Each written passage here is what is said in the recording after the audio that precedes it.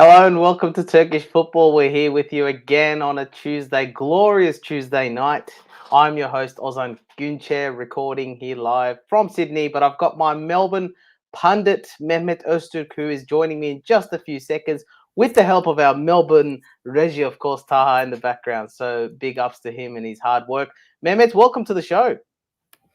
Thank you, Obi. Thank you. Another week, another show, a lot of football, a lot of surprises. Excited. Yeah, and I think that's the highlight of the weekend, isn't it? Our viewers will probably agree, and please write in the comments too what you think about how all the big teams are dropping points. Ironically, when Besiktas win after all those losses, now Galatasaray and Fenerbahce drop points, as well as Trabzon even. The big streak is over. It's unbelievable.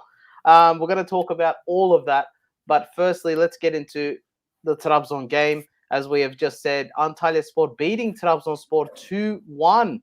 So that's the end of Trabzon's, I think it was 27-game streak or something along those lines, I believe. Mems, you can help me out on this one.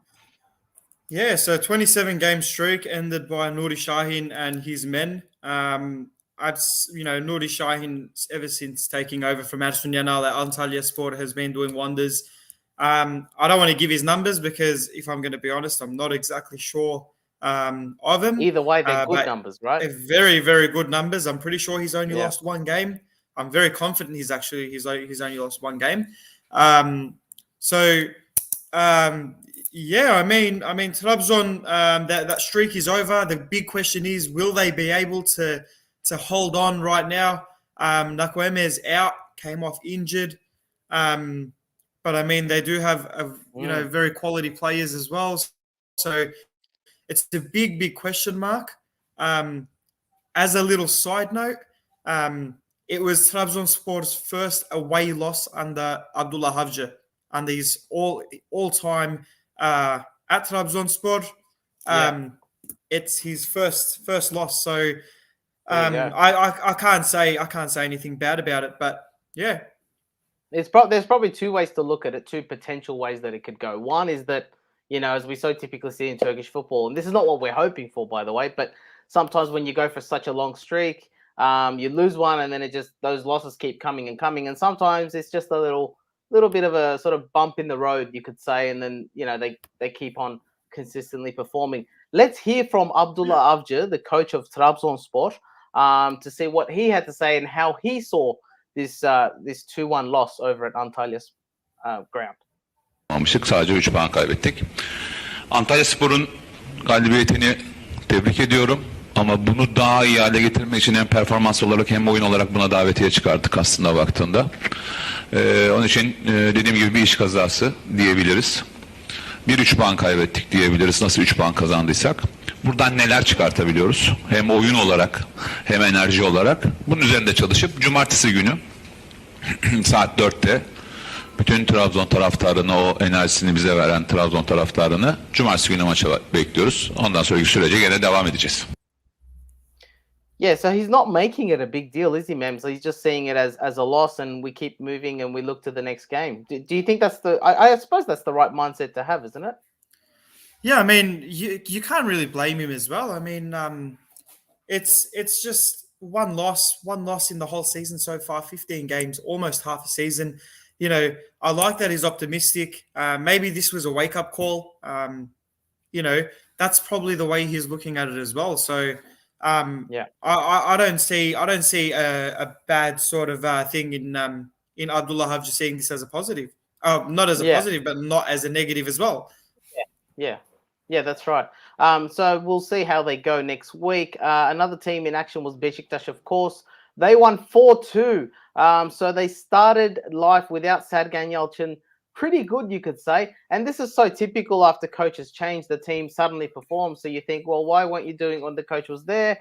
But I guess there's more to it than that in the background, usually in these sort of scenarios. Mems, what do you make of that? No Sergen Yalçın, but back to winning ways. Yeah, absolutely. I mean, a month and a half. The last win was against Galatasaray on the 25th of October. I think Besiktas had something positive going there, even though they will be signing a new coach, according to their board members. I mean, Who do the you think that's going to be, performances. by the way? Do you have any predictions on the coach? I think it's most likely will be Okan Buruk, as an ex-player, as someone who's won the championship in Turkey, with Yep. a squad that's sort of less sort of not as good as Beşiktaş's squad at the moment. I think they will seriously consider Okan Buruk for the Maybe role. going for I've him. also seen Okay. reports of Rıza Çalınbay for the position. Mm. But I mean, two players I want to pick out from that win was Batshuayi Yep. and Güven Yalçın, surprisingly. Not someone we talk about every single day. But I mean, Güven Yalçın, 2 assists and a goal, and Batshuayi, 1 goal, 1 assist, all in 6 minutes. So I think the big scoreline, has both their names all over it. Yeah, definitely. Batshuayi getting a brace there. Maybe it was a psychological barrier that they've beaten after the Champions League, and how miserable that was for not just Beşiktaş fans, but for, I guess, Turkish football fans as well. Maybe they sort of left that behind, and mentally they were sort of more set for the league match. So well done to Beşiktaş grabbing the 4-2 win. One of their players, actually, Serdar Sarçı, the young defender with so much promise, and he's already delivering it, really. He's starting every game Absolutely. almost. And yeah, he's had a few things to say after an incident in a game where the ball went out off him in the attack, where he tried to head it towards the opposing goal. It came off him. The corner was given, whereas it wasn't a corner, so he told the ref that it was actually a goal kick in true sportsmanship style. Let's hear from the youngster what he had to say about that incident after the match. Takımda forma giyerken bugün tribünler seni alkışlıyordu ama maça damga vuran bir hareketin de var. Hakeme gidip topun kendinden çıktığını söylemem, böyle bir şey de yaşandı. Bu da şu an kamuoyunda ciddi yankı uyandırdı. Neler söylersin, neler yaşandı? Yani abi biz altyapımızda şerefinin oynayıp hakkında kazanmayı öğrettiler. Yani 3 puandan çok haksız mağlubiyete gerek yok. Hak ettiğimiz bir 3 puanı alalım. Bize bu yakışır. Tebrikler, yolun açık olsun. Sağ olun. Yeah, kudos to Serdar there, saying it's not all about winning and losing. We in our youth development, we've learned that it's about pride as well and being true to yourself, and this is what it's about, really. If we're teaching our youngsters this, then great. It's the earlier the better that they learn about these things. Yeah. So good on Serdar there. So Sivasspor 1-0 over Galatasaray. So another big side dropping points. Sivas always tough to go to, but they are starting to find a bit of consistency now. On the flip side of the coin, Galatasaray, there's no Fatih Terim on the sidelines. Perhaps that's showing, Mehmet. Do you think that's a big factor in this 1-0 loss away to Sivas? I mean, it is. Absolutely it is. But I also want to mention the goal. I mean, Galatasaray could have played out for the point as well. And, not to take any of Sivas's credit from them, but, there is a question as to whether the goal should have stood or not. I personally can't make a comment. I was sort of 50-50, but Muslera went down through his own player. He was down still, and that's when the ball went in. But, nonetheless, I mean, Galatasaray, sort of not being able to score, which is very unlike them. That is the Fatih Terim effect and not having their manager on their side. And he's got a big, hefty ban as well. Sort of his consistency in this, he sort of gets this every year. But Çömek Halil Ibrahim says Muslera sezonu kapatmış, which would be a massive blow for Galatasaray.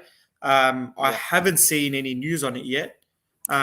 It was mentioned after the game that he was seriously injured, but I guess there was, at the time at least, no official word about him closing out the season. So if that's reportedly, if that is true, then Büyük geçmiş olsun either way, because it looked like a serious injury. Yeah. Yeah, absolutely. Yeah. And it slightly looked like a knee injury, possibly an ACL, so like a ligament injury. So, big geçmiş olsun. I don't think the score should be spoken about here, because it's a 1-0 game. When the keeper was down, you don't know if it's a free kick or not. But I think Galatasaray probably could have done better, considering. Yeah, definitely. And this is the second time on the road that Gala couldn't score. Remember the Malatya game away as well. So this is starting to become a unwanted habit, I think, for the Galatasaray faithful that they're struggling to find goals, especially on the road. Çömek İbrahim Halil again says arkasında yerli kaleci bakılıyordu ama yaşı da düşünülünce artık kaliteli bir yabancı kaleci şart gibi. Ne düşünüyorsunuz? Çok doğru. Aslında genç bir kaleci konusunda ve ikinci kaleci konusunda Galatasaray biraz son yıllarda sanki zorlandı gibi. Yani istikrar yakalayamadı gibi görünüyor. Do you think, Mems, that in terms of consistent performing in goals, Galatasaray is lacking that transfer? I think Muslera's been there for a while, so is it time to sort of look for an actual replacement rather than a bench? I mean, no disrespect to Muslera. He's a legend of both the club and our league. But he's 35, which isn't too bad for a goalkeeper. But the last two seasons, he's been having big, lengthy injuries. So I think it might be time to look for a younger keeper, younger being 28, 29 even. Yeah. But someone who is playing consistently like Muslera was 2 years ago. I think the team depends too much on a player that's 35 years old, considering he's 35. And again, no disrespect. This is all respect to Muslera. Sure. But yeah, I think they should start looking for a goalkeeper for next season. Yeah, definitely after that unfortunate incident as well. So let's see how Galatasaray bounces back if they do after that loss. Another loss for a big side is Fenerbahçe. They were also on the road to Gaziantep Futbol Kulübü, who beat Fenerbahçe 3-2. Let's hear from Vitor Pereira, the coach of Fenerbahçe, first, and then we'll reflect back on the game after his comments. Bu maçı kazanmak için hazırlanmıştık ve 3 puanın önemini çok iyi biliyorduk ki maça da çok iyi başladık. Pozisyonlar ürettik ve girdiğimiz pozisyonları değerlendiremedik. Daha sonra bir hatamız geldi ve bu seviyede olmaması gereken bir hatayla bir gol yedik ve skor tabelasına geriye düştük. Kazanmak isteyen bir takımın yapmaması gereken 3-4 tane böyle hata yaptık maç boyunca. Yaptığımız bireysel hataları açıkçası ben de sebebini anlayamıyorum. Yani gerçekten kolay değil. Dolayısıyla bu hataların sebebiyle ilgili konuşamam. Dediğiniz gibi bugün bir fırsat gelmişti ayağımıza. İlk defa da bir fırsat kaçırmıyoruz. Ama şampiyon olmak isteyen bir takımın da bu tarz fırsatlar ayağına geldiğinde kaçırmaması gerekiyor. Biz maalesef bugün bunu değerlendiremedik. Yeah, and I think at the end there, before it was cut off, they asked Vitor Pereira, are you considering quitting? Which was, of course, at the moment is the $1 million question due to Fenerbahçe's performance. And he said that this is not the time and place to talk about it. I wonder where and when it is. Mems, what do you think? I mean, this was the most Fenerbahçe loss. It had Fenerbahçe's name all over it. The leading team has lost. Galatasaray has lost. Beşiktaş's win didn't really mean too much because they've lost the last 6-7 games. You need to win and bang, you lose. I mean, this is just in Fener's DNA, I guess. Yeah. But I mean, it wasn't a game that they should have lost. I mean, the goals that were conceded were ridiculous. Poor defending. They've gone back to that 3 defense system that is just, for me, it's ridiculous because I can't stand when they go from that 4 defender to the 3 defender system and the team just drops. And you've got such a good squad in your hand. It's tiring to watch the game. So I think it might even be the perfect time for Vitor Pereira to consider sort of saying goodbye because arguably the best squad in the country and you can't utilize it. Yeah. I wonder if it's to do with his stubbornness because he's had this issue. We've talked about it before on the program in his 2015 spell as well, where he sort of wants to stick to his guns and he wants to keep rotating the way that he does. Is he over-rotating? Is the squad consistent enough? Did he make the right transfers to the right positions? And is he sort of just saying now, no, I'm not going to talk about quitting because, I don't want to go down that path. It's kind of mind-boggling, really, because at the end of the day, Fenerbahçe, Galatasaray, Beşiktaş, these teams need to be in the top 4, and they're not. So, is there any going back from this, Mems, or does Ali Koç need to seriously sit down with Vitor Pereira and say, you've got X amount of weeks, either deliver or walk out? Again, yeah. The thing is, though, if you sack a coach mid-season, you're not really going to get anywhere. Apart from last year, Fenad almost did.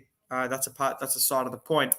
But I think at the start of the season, I had called Vitor Pereira the right decision accidentally, and I think it was accidentally the wrong decision now, as you said, because of the stubbornness. I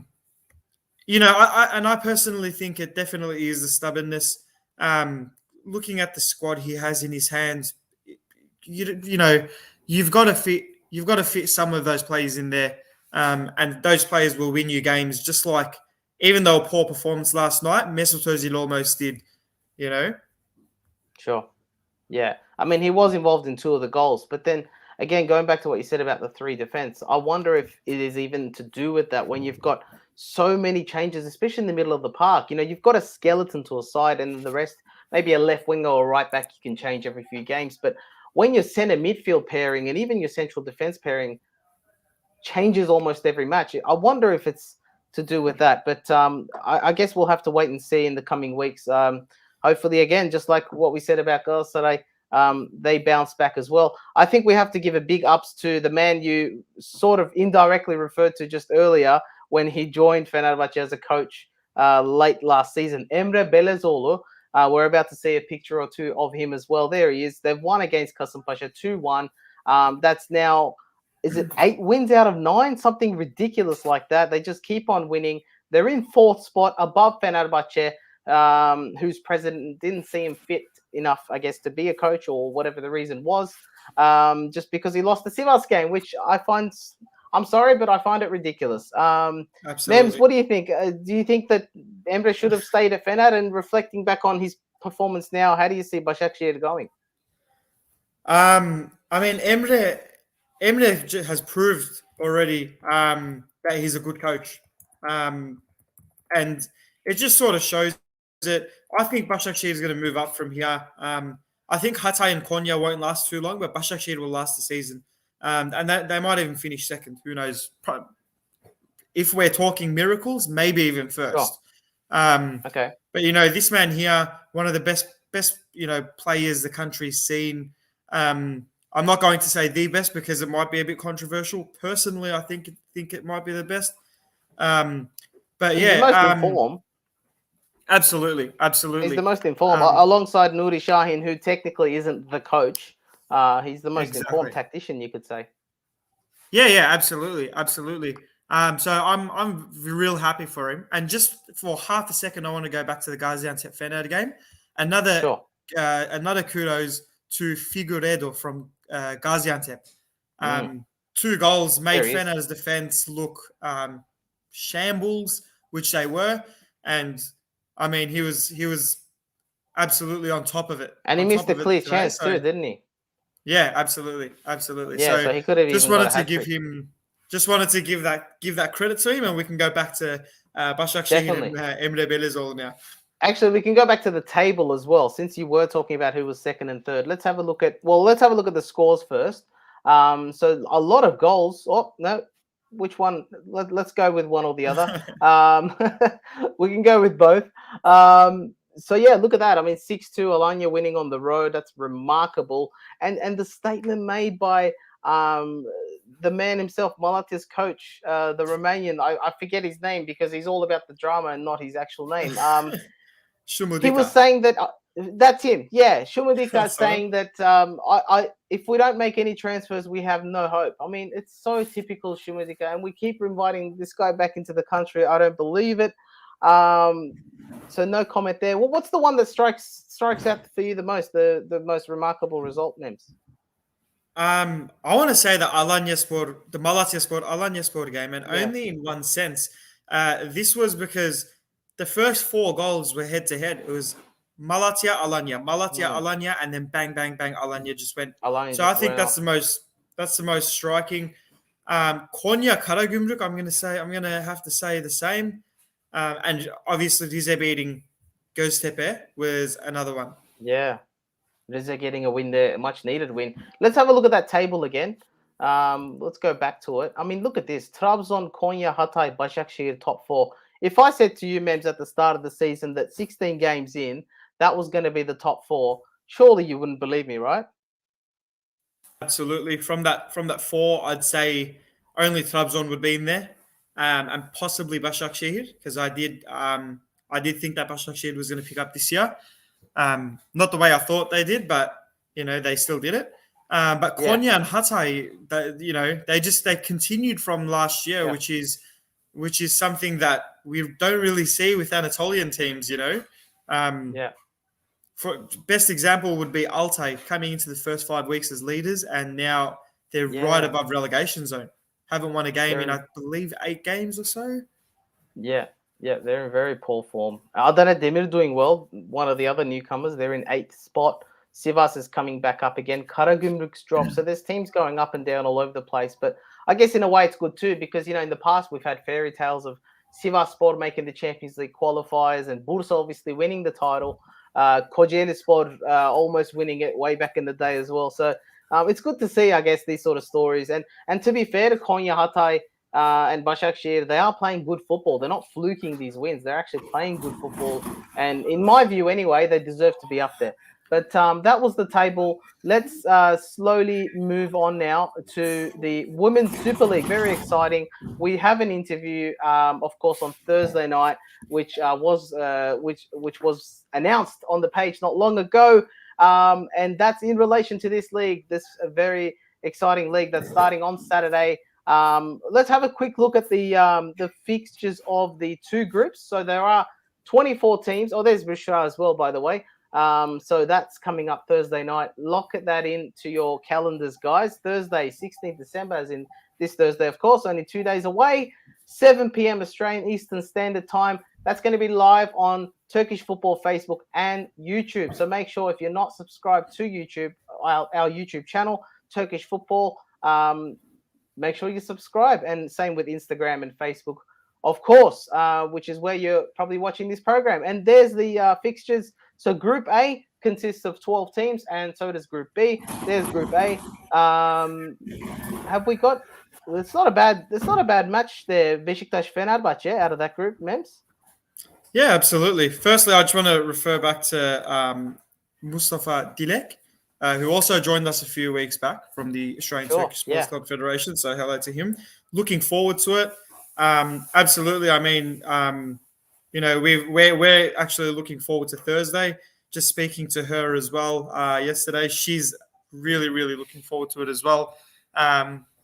To it being published. So I think we're all on the same page, and it being the first episode of this whole new segment is another excitement. So we really appreciate the support, Mustafa abi. Okay, so going back to the fixture, Group A, the standout game is Beşiktaş Fenerbahçe. Beşiktaş being the league powerhouses, Fenerbahçe proving a big point last week, obviously with some quality players that they've transferred in this year. Sorry. So I think that's going to be a top game at Vodafone Park. Definitely, I will be in front of the TV for that. Another big game I'm expecting. Another game I'm expecting to be big is Altay versus Fatih Vatanspor. Fatih Vatan, another team in the Super League that's been there for a while. Altay newly formed. So I think that's a big game in Group A as well. And just as a little side note, Fatih Vatanspor is Bushra Kenet's old club last season. Yeah. And she does explain a lot of interesting things. I was actually going to say she explains her career thus far and her thoughts on the national team, of course. And there's so much to tune into for that interview. So make sure you guys tune in at 7 p.m. this Thursday night on Facebook, YouTube, and Instagram, Turkish Football. So there we go. And let's have a quick look at Group B as well. I think we had the fixtures there. Galatasaray, Bushra's team, of course, hosting Sivasspor at home. And Alegespor, another strong side, away to Konak Belediye, to highlight a few fixtures there. But it's good to see sort of teams from four corners of Turkey. Hakkari Gücüspor even having a team. That's great. Just geographically, absolutely, everyone sort of getting involved. So good luck to all the teams. That's starting this weekend. Speaking of women's football, let's quickly discuss Team Turkey. Now, unfortunately, they were knocked out of both the tournaments that they were in, but overall a good performance, fair to say, Mems? Yeah, absolutely. As you know, we've been covering it for the past few weeks. We've been going there supporting the girls. Good tournament all up. You know, considering that these girls, it was the first time ever that they were playing together. 4 wins in 6 games. 4 wins in 4 games actually, but 4 wins in 6 games was, you know, it was amazing. And you know, as we shared the post on Sunday night as well. Sinan Abi, the president of the Australian Turkish Sports Club Federation, he assured all of us that, you know, this wasn't just a one-off thing. We will have the team next year as well, which was good to hear. So hopefully, you know, we were knocked out in the quarterfinals in our first year. So hopefully in the coming years, we see semi-finals, finals, even a championship. But definitely a lot of positives.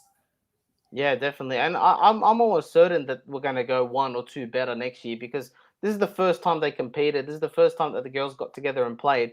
And despite that, to make quarterfinals, I mean, that's massive. To Absolutely. hit the ground running straight away and be that successful. So well done to the girls who are, I'm sure, watching or will watch this video at some point, and to all the technical staff and the federation itself.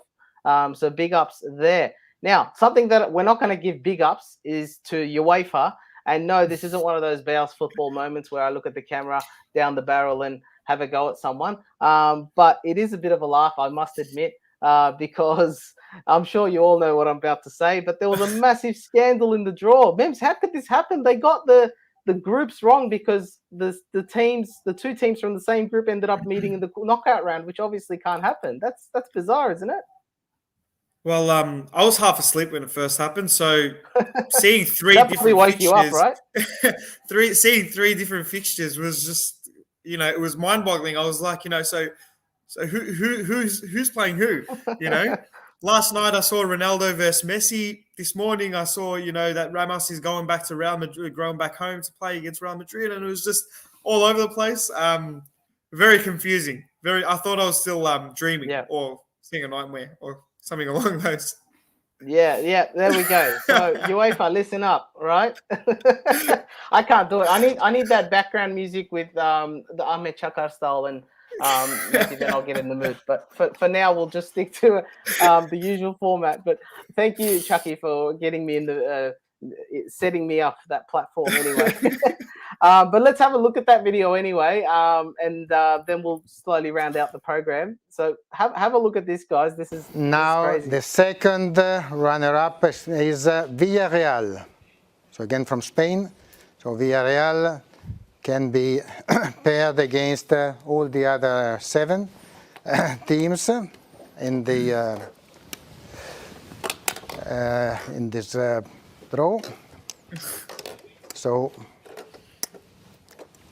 let's see.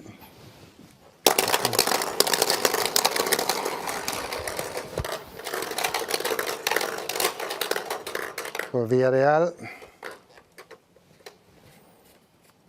first time in the knockout phase since 2008-2009. Manchester United. No, this is not possible because Manchester United was in the group, so we needed to draw another one.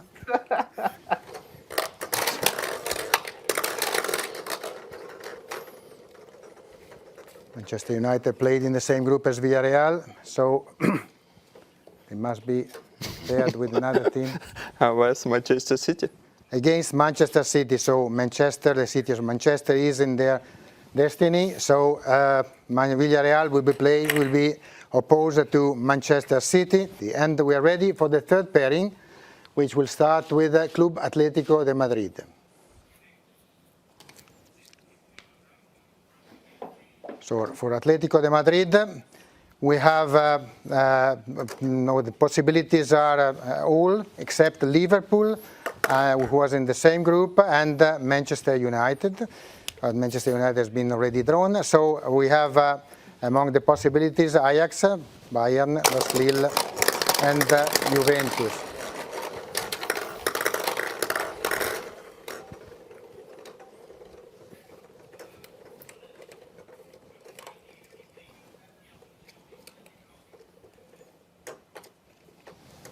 FC Bayern Munich. So Club Atlético de Madrid will face the 6-time winners of the UEFA Champions League, Bayern Munich. So Atlético versus Bayern. What a disaster that was. What I want to know is when poor old Andriy Arshevin drew Manchester United, there were people taking photos. Like, surely at that moment you'd think, hang on, something's wrong. Why am I taking these photos? Mems, what were they doing? That's just absolute shambles, isn't it? And Mustafa Abi, also has a comment. They were trying to draw Fenerbahce and not realizing they weren't in it. They are in Conference League, actually, and they've got Slavia Prague to face. But yeah, Mems, what on earth? I mean, have you ever seen anything like that before? No. I mean, for our whole life, we always saw in Turkish media, the mainstream Turkish media, that UEFA was rigged and all that kind of thing. But Yeah. I've never seen something like this. But jokes aside, it was an absolute disaster. Poor old Arshavin, sorry. Yeah. Oh, look at that. Chucky's throwing me in the deep end now. I think we've got to sack the regie. Onun manşetini yazmaz ama alta bence. Yeah, no, but seriously, like there's always these conspiracy sort of comments about every year there's a draw. Oh, look, the some balls were warm, some balls were cold. Those sort of sayings. Put it in the fridge. Don't put it in the freezer. Yeah, like there was something every year, but this time they can't hide behind it. I mean, they did make up for it later. Of course, they redrew the teams, and some teams were like, no, actually, we want the first opponent, but. The rumor is that the ball that Manchester United was in, it was out of the freezer for too long, so it was actually too warm. That's the rumor that I read. You're probably right. Reliable things that went on. Reliable all the things that went on. Exactly. Reliable source, fortomatch.com. Eyvah. Kavga çıkartma şimdi. Polemik yaratma Mems. So there you go. That was the draw. Good luck to Fenerbahce as well. And Galatasaray. So we have two teams in Europe still, which is great in the new year. Galatasaray's opponent is yet to be confirmed because they're in the round of 16, directly into the round of 16 as they finished undefeated leaders in their group, which is amazing. Big ups to Fatih Terim's men. So they'll find out their round of 16 opponent once the round of 32 is finished and the round of 16 draw is made, which will be after February's matches. And Fenerbahce already knows who they're facing in the... I think it's called the playoffs now instead of round of 32. I don't know, but they're going to play the round of 16 if they beat the Czech side home and away. So good luck to them. Good luck to the Women's Super League coming up this weekend. Make sure you tune in Thursday night, 7 p.m. Australian Eastern Standard Time for Bushra Kennett interview. It was a joy to have that experience with her and just talk to her with me and Mems, of course, hosting that. And I'm sure it'll be a joy for you to watch. That's all we have time for this week. Thanks for watching. Thanks for joining. We will see you next week live, but you will see us Thursday night, 7 p.m. See you later. See you guys.